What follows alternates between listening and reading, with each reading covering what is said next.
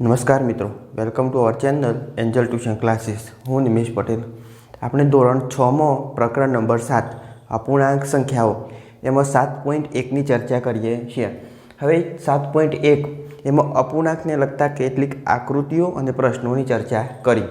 1 થી 5 સુધીના પ્રશ્નો એ ભાગ 1માં ચર્ચા કરી. હવે ભાગ 2માં આપણે 6, 7, 8, 9 અને 10 એ પ્રશ્નોની ચર્ચા કરીશું. તો ચલો જોઈએ. દાખલા નંબર 6. આર્યા, અભિમન્યુ અને વિવેક ભોજનના ભાગ પાડે છે.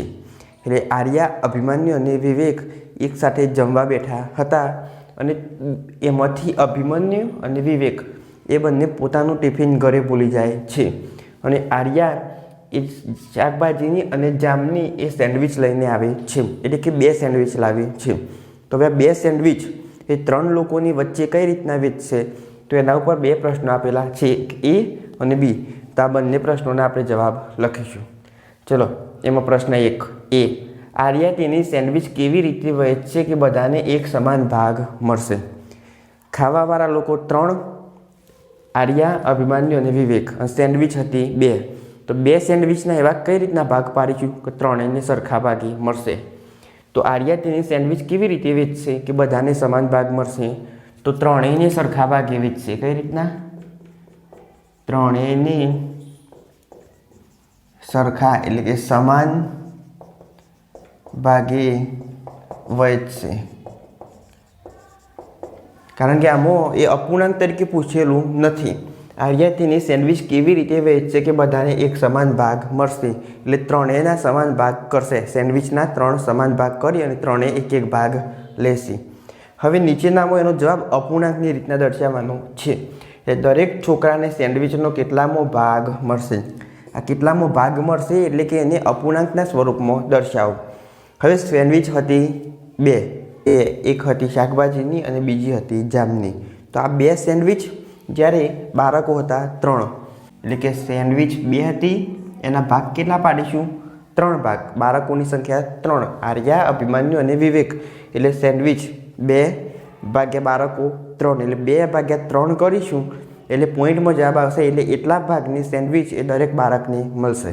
ચલો બીજી રીતના જોઈશું. સેન્ડવિચની સંખ્યા હતી 2, એમાંથી એક સેન્ડવિચ ધારીશું. કેટલી? આ એક જ સેન્ડવિચ. શાકભાજીની સેન્ડવિચ ધારીશું એટલે એક સેન્ડવિચ. હવે એક સેન્ડવિચમાંથી પહેલાં 3 ભાગ પાડવા પડશે. તો 1માંથી 3 ભાગ પાડશું એટલે કઈ રીતના લખાય? તો આ 1 ભાગ્યા 3. ચલો 1 ભાગ્યા 3 એટલે 1ના 3 ભાગ થશે. બીજી રીતના બીજી સેન્ડવિચના ભાગ પાડીશું એટલે એ આવશે 1 ભાગ્યા 3. એટલે બીજી સેન્ડવિચના પણ 3 ભાગ પડશે. હવે ઉપર અંશ અને નીચે છેદ. છેદ શું કરવાના? સમાન. પણ છેદ આપેલા છે સમાન એટલે નીચે લખીશું 3. ઉપરનો સરવાળો એટલે 1 વત્તા 1. તો ઉપર કેટલા આવશે? 1 ને 1 આવશે 2 અને નીચે આવશે 3. તો આ જવાબ અને આ જવાબ બંને એક જ આવશે.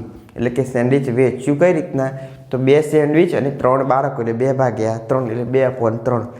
એક સેન્ડવિચની રીતના ગણીશું તો આ 3 એક સેન્ડવિચ એના 3 ભાગ પાડીશું એટલે 1 ભાગ્યા 3 પ્લસ બીજી સેન્ડવિચ એના 3 ભાગ પાડીશું એટલે 1/3. તો હવે ટોટલ ઉપરનો સરવાળો, નીચે કોમન સંખ્યા એટલે 3. 1 વત્તા 1 2, 2/3. તો દરેક છોકરાને સેન્ડવિચનો કેટલામો ભાગ મળશે? તો 2/3 ભાગ મળશે. એટલે ભાગાકાર કરીશું 2 ભાગ્યા 3 એટલે 0 પોઈન્ટમાં જવાબ આવશે. એટલે 1 કરતો દરેકને ઓછી સેન્ડવિચ મળશે. પણ અપૂર્ણાંક સ્વરૂપે 2/3 ભાગ તરીકે દર્શાવવામાં આવે છે. ચલો આગળ. કંચન કપડાને ડાય કરે છે. તે 30 કપડાને ડાય કરે છે. ટોટલ કપડાં કેટલા? 30. તેને 20 કપડાને ડાય કરી લીધી હતી. તો તેને કેટલામાં ભાગની કપડાની ડાય કરી? કેટલામાં ભાગની ડાય કરી એ ભાગ લખવાનો છે. ટોટલ સંખ્યા કેટલી કપડાની? 30. તો 30 આવશે નીચે.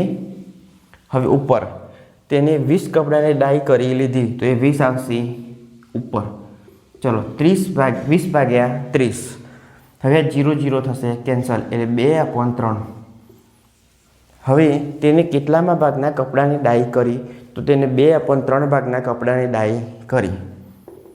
કંચને 2/3 ભાગના કપડાને ડાય કરી. ચલો હવે આગળ દાખલા નંબર 8, 2 થી 12 સુધીની પ્રાકૃતિક સંખ્યાઓ લખો અને તેમાં આવતી અવિભાજ્ય સંખ્યાઓને અપૂર્ણાંકની રીતના દર્શાવો. કઈ સંખ્યા? અવિભાજ્ય.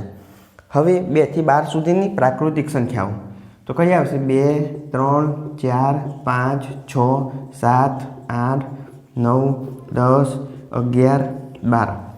તો આ રીતના લખી 2 થી 12 સુધીની પ્રાકૃતિક સંખ્યાઓ.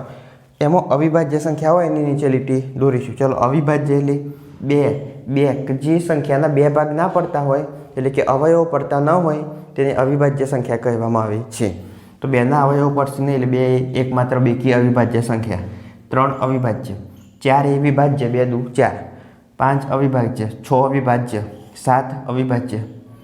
ચલો, 8 તો વિભાજ્ય આવશે, 4 દુ 8, 9 વિભાજ્ય, 3 તરી 9, 10 એટલે 5 દુ 10, 11 તો 11 આવશે અવિભાજ્ય, ને 12 એટલે 6 દુ 12 એ વિભાજ્ય.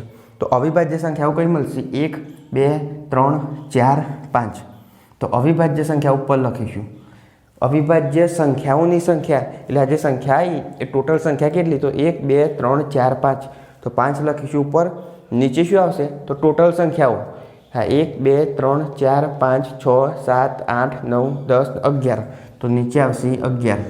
એટલે આ અવિભાજ્ય સંખ્યાઓને અપૂર્ણાંકમાં કઈ રીતના દર્શાવી શકાય? તો 5/11. ચલો, 3 દાખલાનું ફરી એકવાર રિવિઝન જોઈએ. 3 બાળકો હતા, આર્યા, અભિમન્યુ અને વિવેક. સેન્ડવિચ હતી 2. તો ભાગ કઈ રીતના પાડશે 3? તો 2/3 એટલે કે એક સેન્ડવિચ એમાંથી 3 ભાગ, એટલે 1/3. એકના 3 ભાગ, 1/3. બીજીના 1/3, બીજીના પણ 3 ભાગ. હવે બંનેનો સરવાળો કરશે એટલે કેટલી આવશે? તો 1 + 1 નીચે આવશે 3 કોમન. 1 + 1 એટલે 2, નીચે આવશે 3 એટલે 2/3. તો આ રીતના સેન્ડવિચ એ દરેક બાળકને ભાગે જશે. ચલો, હવે કંચન કપડાને ડાય કરે છે. 30 કપડાને ડાય કરી, 30 કપડાની ડાય કરવાની હતી અને 20 કપડાની ડાય કરી. તો ટોટલ જે કપડાં હોય એની સંખ્યા નીચે લખીશું, જે ડાય કરી એ સંખ્યા ઉપર લખીશું. એટલે 20/30, 0, 0 કેન્સલ એટલે 2/3. 2/3 ભાગના કપડાને ડાય કરી લીધી હતી. 2 થી 12 સુધીની પ્રાકૃતિક સંખ્યાઓ લખો. તો 2, 3, 4 એમ 12 સુધી. એમાં અવિભાજ્ય સંખ્યા, તો અવિભાજ્ય શોધવાની. અવિભાજ્ય સંખ્યા ઉપર લખીશું અને ટોટલ સંખ્યાઓ નીચે લખીશું. એટલે 2 થી 12 સુધીમાં 5/11 એ અવિભાજ્ય સંખ્યાઓ આવેલી છે. હવે આગળ જોઈએ દાખલા નંબર 9. હવે આગળ દાખલા નંબર 9ની ચર્ચા કરીએ. 102 થી 113 સુધીની પ્રાકૃતિક સંખ્યા લખો અને એ અવિભાજ્ય અપૂર્ણાંકના સ્વરૂપે દર્શાવો. ચલો, 102, 103, 104, 105, 106, 107, 108, 109, 110, 111 અને 112. તો 102 થી 112 સુધીની એ પ્રાકૃતિક સંખ્યાઓ લખી. હવે એમાં અવિભાજ્ય સંખ્યાઓ શોધો. એટલે જે સંખ્યા વિભાજ્ય હશે, 2 ભાગ પડતા હશે 2 વડે, પહેલાં એને કેન્સલ કરીશું. ચલો, આ પાછળ બેકી સંખ્યા એટલે ભાગ પડશે એટલે કેન્સલ. આ 4 એટલે એના ભાગ પડશે કેન્સલ. 6ના ભાગ પડશે એટલે બેકી સંખ્યા એટલે કેન્સલ. 8 cancel, 12 cancel, 10 cancel. ચલો, હવે બાકીની સંખ્યા રહી એને ચાવીઓની મદદથી ચેક કરીશું. ચલો, 3. 2ની મદદથી ના ભાગ પડે, 3ની મદદથી.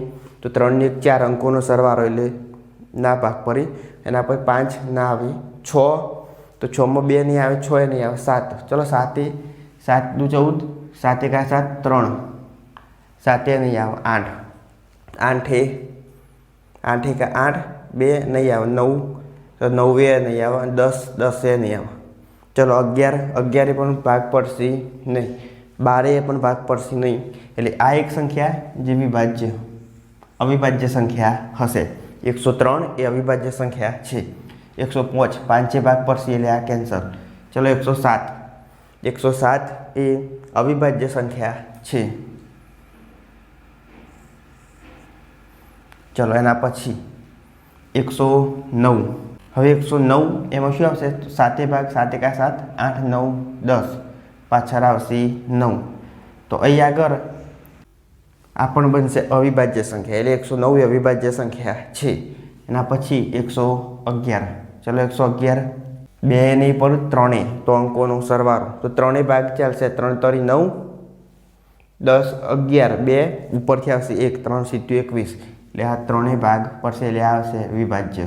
અવિભાજ્ય સંખ્યાઓ 103 107 અને 109 આ ત્રણ સંખ્યાઓ આવશે અવિભાજ્ય. તો અવિભાજ્ય સંખ્યાઓને અપૂર્ણાંકમાં કઈ રીતના દર્શાવીશું? તો ઉપર આવશે 3 અને નીચે ટોટલ સંખ્યાઓ 1 2 3 4 5 6 7 8 9 10 11 નીચે આવશે 11 એટલે શું જવાબ આવશે? અવિભાજ્ય સંખ્યાઓમાં 3/11. ચલો દાખલો 10. આપેલ વર્તુળ જેમાં x છે તેનો અપૂર્ણાંક શું? x એટલે 1 2 3 4માં x આપેલો છે તો ઉપર આવશે 4 અને નીચે ટોટલ વર્તુળની સંખ્યા એટલે 4 ને 4 8 તો નીચે આવશે 8. આ રીતના દર્શાવી શકાય. ચલો છેદ ઉડાડીએ તો શું આવશે? 2 2 4 અને નીચે આવશે 4 2 8 એટલે 2 2 કેન્સલ. હજુ ભાગ પડશે 2 1 2 2 2 4 2 2 કેન્સલ 1/2. તો એક આ જવાબ લખી શકાય 4/8. બીજો આવશે 1/2. અપૂર્ણાંકમાં બે રીતે જવાબ લખી શકાય. ક્રિસ્ટીને તેના જન્મદિવસ પર સીડી પ્લેયર મળ્યું તેને 3 સીડી પ્લેયર ખરીદી. 3 સીડી એને ખરીદી હતી. તો ખરીદેલ સીડી બરાબર 3. પછી બીજી ભેટમાં મળી. ભેટમાં મળેલ સીડી એ હતી 5. તેને ખરીદેલ સીડી અને ભેટમાં મળેલી સીડી એની અપૂર્ણાંક સ્વરૂપે દર્શાવો. તો ટોટલ કેટલી સંખ્યા થશે? ટોટલ સીડી બરાબર 3 + 5 એટલે ટોટલ થશે 8 સીડી. એમાંથી એને ખરીદેલ, તો ખરીદેલ સીડી ટોટલ હતી 8. એમાંથી એને ખરીદી કેટલી? તો 3 આવશે ઉપર. તો આ થશે ખરીદેલ સીડી અપૂર્ણાંક સ્વરૂપે દર્શાવી 3/8. હવે બીજી ભેટમાં મળેલી સીડી. ભેટમાં મળેલ સીડી ટોટલ હતી 8 નીચે આવશે અને ભેટમાં મળેલી સીડી કેટલી? 5 તો એ 5 આવશે ઉપર. એટલે ભેટમાં કેટલી સીડી મળી? 5/8. તો આ રીતના એ આપણે 9, 10 અને 11 ત્રણ દાખલાઓની ચર્ચા કરી. અહીંયા આગળ આપણો સ્વાધ્યાય 7.1 પૂર્ણ થાય છે. મળીએ બીજા વિડીયો સાથે. ત્યાર સુધી જય હિન્દ, જય ભારત.